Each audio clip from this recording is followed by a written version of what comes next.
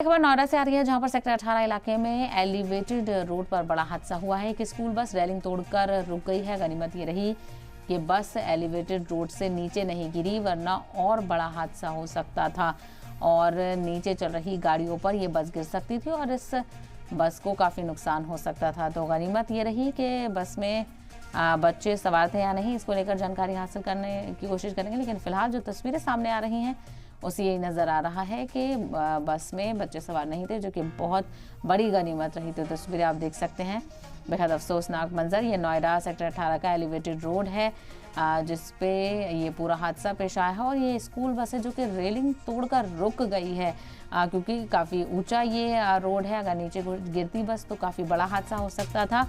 गनीमत ये रही कि बस एलिवेटेड रोड से नीचे नहीं गिरी, वरना और बड़ा हादसा हो सकता था और नीचे चल रही गाड़ियों पर भी काफ़ी नुकसान हो सकता था। तो बड़ा हादसा होते होते यहाँ पर बच गया है और अब ऐसे में चूँकि बस पूरा रेलिंग तोड़कर आगे की तरफ हो गई है, तो इसकी वजह से जाम भी यहाँ पर लगा हुआ है। आमदरफ्त इसकी वजह से मुतासिर हुई है और क्रेन के ज़रिए से बस को हटाने का काम किया जाएगा। इंतज़ामिया मौके पर पहुँच गया है, पुलिस मौके पर पहुँच गई है।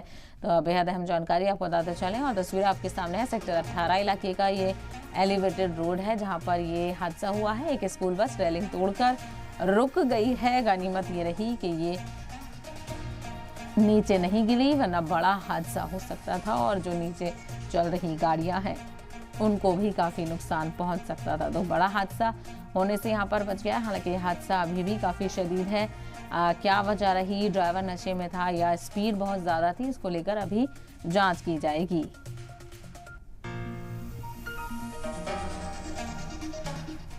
तो तस्वीरें आप देख रहे हैं किस तरह से ये बस और रेलिंग पर चढ़ गई है। गनीमत ये रही कि बस में बच्चे भी सवार नहीं थे। क्या बारिश की, क्योंकि बारिश यहाँ पर हो रही है, फिसलन की वजह से ये पूरा हादसा देखने को मिला है। आगे से बस पूरी तरह से डैमेज यहाँ पर हो गई है, ट्रैफिक मुतासिर हुआ है। इंतज़ामिया यहाँ पर मौके पर पहुँच गया है, पुलिस ने मोर्चा संभाल लिया है और अब क्रेन के ज़रिए से इस बस को हटाया जाएगा।